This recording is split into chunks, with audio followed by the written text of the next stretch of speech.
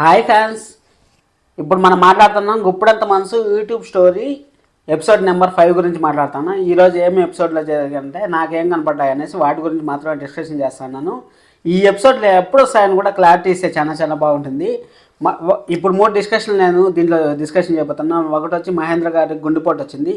రెండోది వచ్చి మన మన మినిస్టర్ గారు వచ్చి మన రంగా గారిని కలిసి కాలేజ్ ప్రాబ్లంలో ఉంది, మీరు రావాలనేసి అన్నారు.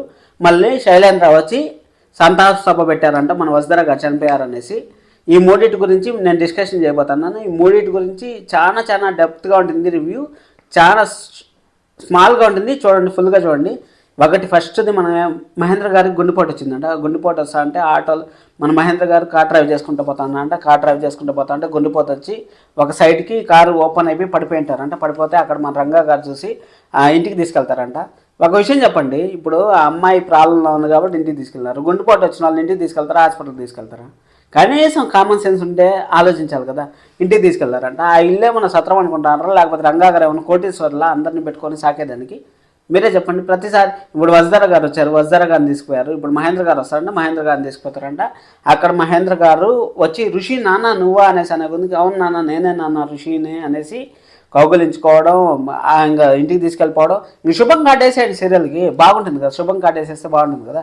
ఇక్కడ సెకండ్ పార్ట్, ఇంకొక సెకండ్ పార్ట్ ఏమంటే మన మినిస్టర్ గారు వచ్చి రంగాన్ని కలిసిన అంట. రంగాన్ని కలిసి ఋషి గారు ఈ విధంగా మన కాలేజ్ చాలా ప్రాబ్లం అయిపోతా ఉంది, మీరు వచ్చేయండి, మీరు ఎందుకు ఈ విధంగా దొంగలాగా దాక్కుంటారు, మీరు వచ్చేసి కాలేజీని అంతా ఉత్తరించేయండి అనేసి. అంటే అంత ప్రాబ్లం ఉండేటప్పుడు ఋషి అక్కడి నుంచి మేనేజ్ చేయలేడా?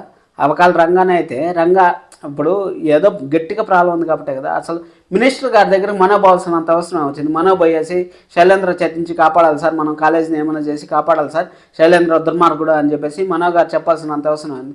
అప్పుడు మా మినిస్టర్ గారు చెప్పినచ్చు కదా, ఋషితో నేను మాట్లాడుతాను లేబ్బా, నేను చూసుకుంటాను, నీకెందుకు నీ పని నువ్వు చూసుకో అనేసి మినిస్టర్ గారు చెప్పినచ్చు కదా.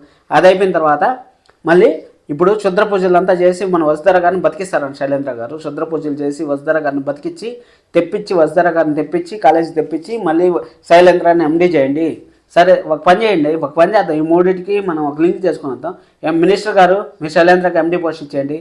వసుధర గారు మీరు మీ మామ ఋషి సార్ కలిశారు కదా, మీరంతా సంతోషంగా ఉండండి, ఆ కాలేజీని గాలికి వదిలేయండి. మన శైలేంద్ర సార్కి ఎండీ పోస్ట్ ఇచ్చేయండి. అది బాగుంటుంది. ఇలాంటి యూట్యూబ్ స్టోరీలు బాగా కావాలనుకుంటే మన ఛానల్ వెంటనే సబ్స్క్రైబ్ చేసుకోండి. దాన్ని లక్షలు మంది చూస్తున్నారు. అందరికీ చాలా థ్యాంక్స్. నాకు 1000 వ్యూస్ వచ్చాకే చాలా కష్టపడతా ఉన్నాను నేను. అలాంటి ఫేక్ న్యూస్లు చెప్పి బాగా చూపిస్తా ఉంటారు channel. Thank you so much అండి. సబ్స్క్రైబ్ చేసుకోండి.